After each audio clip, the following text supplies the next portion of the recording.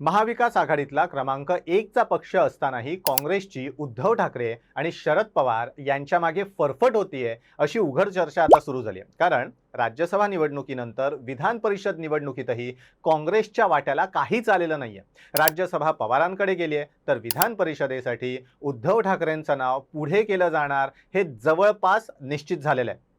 तसं बघायला गेलं तर राज्यात महाविकास आघाडीत क्रमांक 1चा पक्ष काँग्रेस आहे असं म्हणायला आजही वाव आहे। कारण 14 खासदार आणि 16 आमदार असं काँग्रेसचं बळ आहे। असं असतानाही आपल्यापेक्षा कमी खासदार आणि आमदार असलेल्या शरद पवार यांच्यासाठी काँग्रेसला राज्यसभेची जागा सोडावी लागली।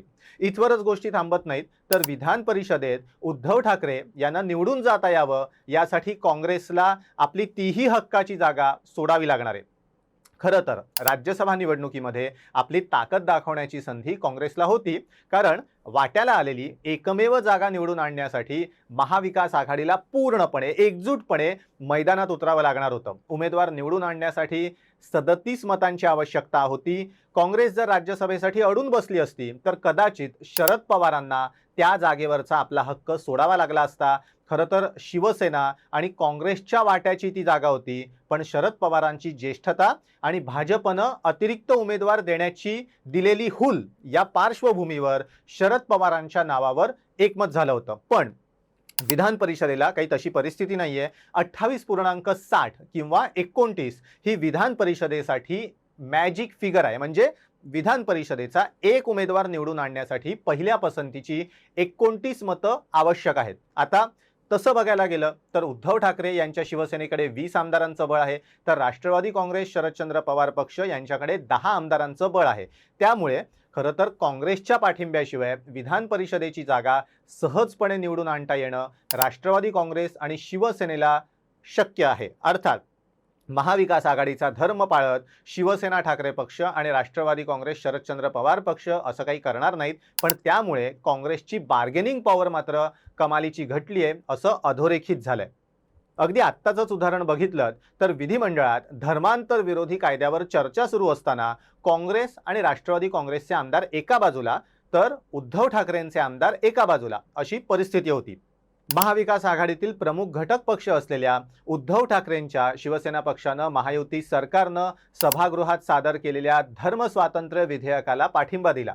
याबाबत ठाकरेंच्या शिवसेनेचे मुलूख मैदानी तोफ असलेले भास्कर जाधव यांनीही सभागृहात शिवसेना पक्षाचं समर्थन देताना आपली भूमिका रोखठोकपणे स्पष्ट केली। खरं तर महाविकास आघाडी म्हणून सभागृहात भूमिका घेणं आवश्यक होतं। धर्मनिरपेक्षता हा महाविकास आघाडीचा पाया आहे, मात्र तो डावलून उद्धव ठाकरे हे भाजपनं सादर केलेल्या धर्मांतर विरोधी विधेयकाला पाठिंबा देताना दिसले। आता इच्छा असतानाही काँग्रेसनं यासंबंधी नाराजी व्यक्त केली नाही किंवा उघडपणे नाराजी व्यक्त करणं टाळलं म्हणा। कुठेतरी उद्धव ठाकरेंनी अशी भूमिका घ्यायला नको होती अशी कुजबूज मात्र काँग्रेसच्या गोटात सुरू होती। आता इच्छा असतानाही काँग्रेस उद्धव ठाकरेंना कोणत्याही परिस्थितीत धडा शिकवू शकत नाही, रोखू शकत नाही, कारण विधान परिषद निवडणुकीत शरद पवार पक्ष हा उद्धव ठाकरे यांच्या पाठीशी ठामपणे उभा राहणार आहे आणि एक जागा त्यामुळे सहजपणे महाविकास आघाडीची निवडून येणारे यात शंका नाही। राज्यसभा शरद पवारांना, विधान परिषद उद्धव ठाकरेंना,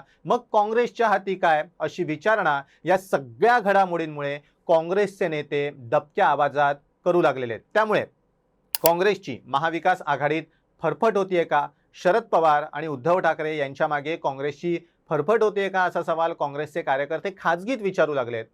व्हिडिओ तुम्हाला कसा वाटला कमेंट करून नक्की सांगा। काँग्रेसनं महाविकास आघाडीतनं बाहेर पडून स्वबळाचा नारा दिला पाहिजे असं तुम्हाला वाटतं का? हेही आम्हाला कमेंट करून नक्की सांगा। व्हिडिओ आवडला असेल तर कमेंट करायला, लाईक करायला आणि शेअर करायला विसरू नका आणि हो टाइम महाराष्ट्र चॅनल सबस्क्राईब करायला विसरू नका। व्हिडिओ बघितल्याबद्दल धन्यवाद।